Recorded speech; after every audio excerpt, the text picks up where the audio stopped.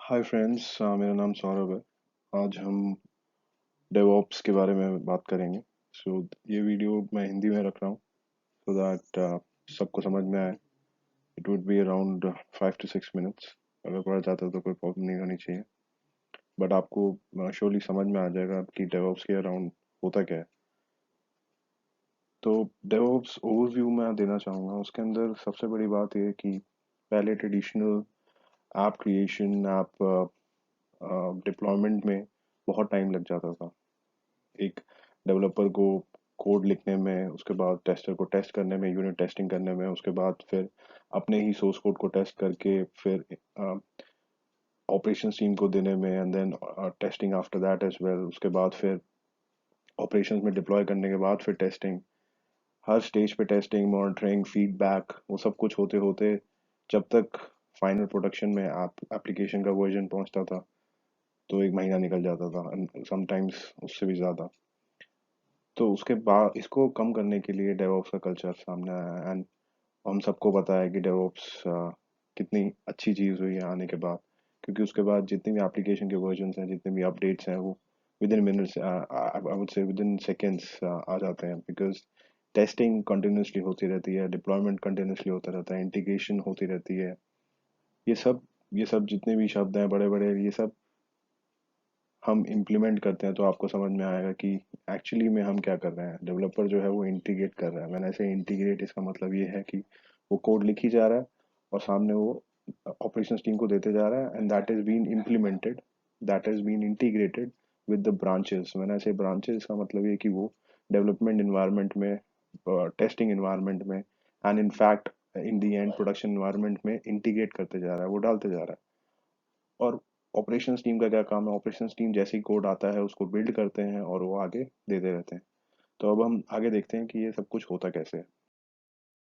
या sorry for that. सो उस सबको इंटीग्रेशन करने के लिए बेसिकली सोर्स कोड मैनेजमेंट वापस आया हमारे पास। वो क्या करता है, दे आर डिफरेंट टूल्स, अलग अलग टूल्स यूज करते हैं सो दैट डेवलपर्स उस कोड को मैनेज ढंग से कर सकें, उनकी उसकी वर्जनिंग कर सकें। तो इसलिए हम सोर्स कोड मैनेजमेंट टूल्स लेकर आए, जैसे कि गिट हो गया हमारा, गिटहब है, अज्योर रिपोज है, बिग बिट बकेट है। तो दे आर बहुत सारे अलग अलग सोर्स कोड मैनेजमेंट टूल्स हैं जो कि डेवलपर्स यूज करते हैं जस्ट टू, आप अपना जो कोड है वो एक सेंट्रल रिपोजिटरी में रखते हैं और फिर वहां से वो पुश करते हैं वहां पे, और फिर उसके बाद वो पुल भी करते रहते हैं। अब जब मैं पुश कहता हूँ इसका मतलब ये है कि वो वहां पे अपलोड कर देते हैं, और जब मैं पुल कहता हूँ तो इसका मतलब वहां से डाउनलोड कर रहे हैं। अब डाउनलोड करने वाले कोई भी हो सकता है। डाउनलोड करने वाला एक ऑपरेशंस का भी हो सकता है और डाउनलोड करने वाला एक डेवलपमेंट टीम का बंदा भी हो सकता है। तो दोनों वो डाउनलोड करते हैं अपडेटेड वर्जन, तो ताकि जब डेवलपर उस अपडेटेड वर्जन पे काम करे तो वो उससे आगे फाइल से काम करे। अब गिट जैसे एक इंटेलिजेंट टूल है, वो उसकी वर्जनिंग इस तरह से करता है कि जिस फाइल को अगर डिलीट भी करा है तो वो ये बताता है कि वो इस वर्जन पे जाके डिलीट हुआ है, किसने डिलीट किया है, कब डिलीट किया है, ये सब कुछ वर्जनिंग के साथ वो मेंशन करता रहता है। तो सबको समझ में आता है किसने क्या काम किया है। वो सब कुछ एक ट्रांसपेरेंट तरीके से वो आगे चलता रहता है। इसलिए हम उसको source code management tool use करते हैं, टू ताकि वहाँ पर हम अपना कोड जो है वहाँ पे डिप्लॉय कर सकें, और फिर उसके बाद वहाँ से हम उस कोड को डाउनलोड करें और उसको बिल्ड करें। जब मैं उसके बाद बिल्ड की बात करता हूँ तो बिल्ड करने के लिए देयर आर अलग अलग टूल्स हैं, जैसे कि जेंकिन्स है, जो डेवॉप्स है, गिटहब है, सर्कल है, बैम्बू है। ये सब जो टूल्स हैं ये सब इंटीग्रेशन के लिए होते हैं, कंटिन्यूअस इंटीग्रेट करते हैं। बेसिकली जब डेवलपर कोड को अपलोड मारता है गिट पे, तो ये सारे टूल्स एक तरह से पाइपलाइन बनाते हैं ताकि वो अपने आप वहां से डाउनलोड हुए, और हमारे जैसे टूल्स होते हैं, मैविन है, एंट है, ये सब टूल्स यूज करके हम उसको बिल्ड करते हैं और ये सब कुछ इंटीग्रेट कर देते हैं हम जेंकिन्स के अंदर।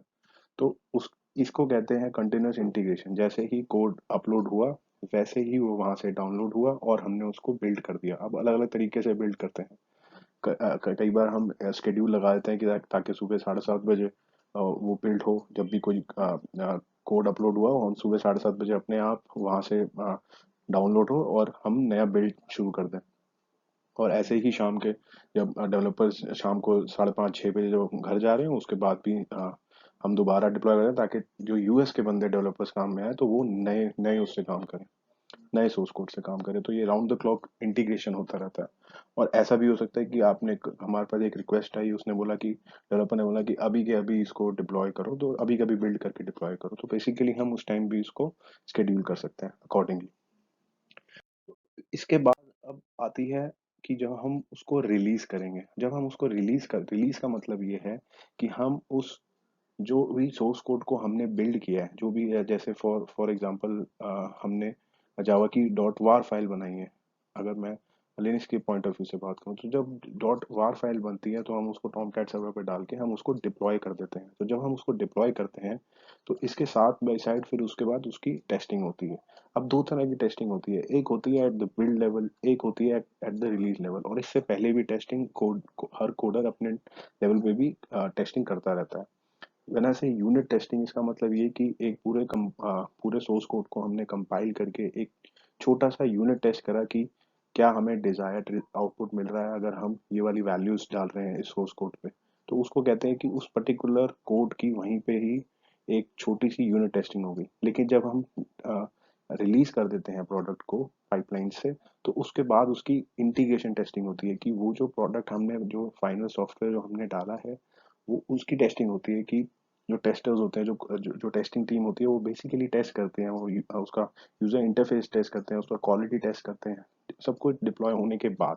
अब क्वेश्चन ये आता है कि हम डिप्लॉय कहाँ कहाँ करते हैं। हम डिप्लॉय तीन जगह के एनवायरनमेंट में करते हैं। In fact some of the companies even even use more, कई और भी होते हैं। जैसे अब हम बेसिकली मैं तीन बता रहा हूँ, जैसे डेव इन्वायरमेंट हो गया, टेस्ट इन्वायरमेंट हो गया, प्रोडक्शन इन्वायरमेंट हो गया। ये अपने आप में तीन अलग अलग ब्रांचेस हैं। तो अब हम कई बार डेव के अंदर डिप्लॉय करते हैं अब अपनी एप्स को, कई बार टेस्ट में, और जब दोनों पे टेस्टिंग होती रहती है, जब फाइनल अप्रूवल आता है, then we go for production environment. अब हमारा इस वक्त जो हमने बात करी वो किया डेवलपर ने डिप्लॉय की कोड। अब आ गई बात कि अगर टू टायर एप्लीकेशन होगी तो हम क्या करेंगे। टू टायर एप्लीकेशन में अ, हमारा डेटाबेस भी आ जाता है बीच में। तो डेटाबेस के डीबीए के स्क्रिप्ट्स भी आ जाती हैं, तो उनके पास उनका अलग से कोड होगा, तो उसको भी बिल्ड करना पड़ेगा। तो उन्होंने अपना कोड सोर्स कोड मैनेजमेंट को दिया, अपने टूल पे गिट पे डिप्लॉय किया। उसके बाद फिर वो उसको फिर बिल्ड किया जाता है उसकी डीबीए की स्क्रिप्ट्स। फिर हमने उसको उसकी जो सीक्वल की स्क्रिप्ट्स हैं उसको हमने बिल्ड किया, उसके बाद फिर उनको टेस्ट किया। तो ये सब कुछ इंटीग्रेट होता रहता है।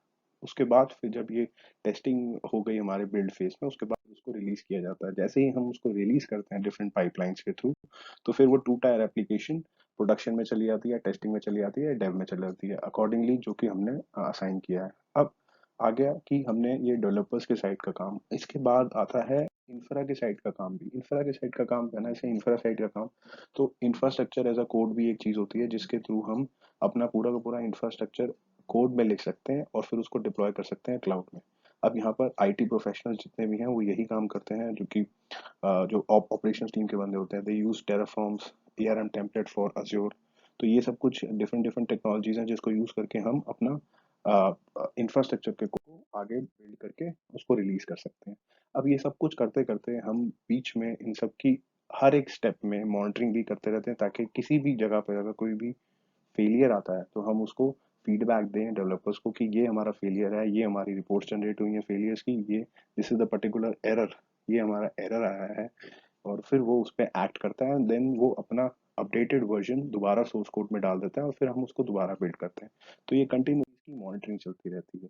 और मॉनिटरिंग अगर आप देखो तो ये तीन जगह पर हो रही है, एक जगह पे बिल्ड पे हो रही है, रिलीज पे हो रही है, और फिर फाइनल जो टेस्टिंग है, जो यूजर्स की टेस्टिंग होती है, वो final production dev and test में, ये सब कुछ जो फाइनल टेस्टिंग होती है वहां पर भी हो रही है। तो हर जगह पे मॉनिटरिंग हो रही होती है और मॉनिटरिंग का फीडबैक जाता है developers and TBS as well as IT के जो ऑपरेशंस के बंदे होते हैं उनके पास। ये सब कुछ आता रहता है। अब ये मैं जैसे आपको पहले भी बताया कि डेव, टेस्ट और प्रोडक्शन तीन तरह की अलग अलग ब्रांचेस बना दी जाती हैं, और ये सब कुछ एक मास्टर ब्रांच से डाउनलोड होकर बनती हैं। जैसे कि हर यूजर की अपनी एक पर्सनल ब्रांच होती है, जो कि वो मास्टर से डाउनलोड करता है, अपनी पर्सनल ब्रांच बनाता है और उसमें थोड़ा अपडेट करके डेव ब्रांच को दे देता है।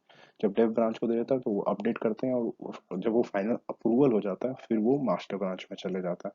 तो ऐसे इंटीग्रेट होते होते master branch, dev branch, test branch, तो अलग अलग ब्रांचेस बनती रहती हैं और जो आपका सोर्स कोड है वो फाइनल प्रोडक्शन ब्रांच में चला जाता है। ये दोस्तों ये सब कुछ करने के बाद मैं आपको एक समरी देना चाहूँगा नेक्स्ट स्लाइड में।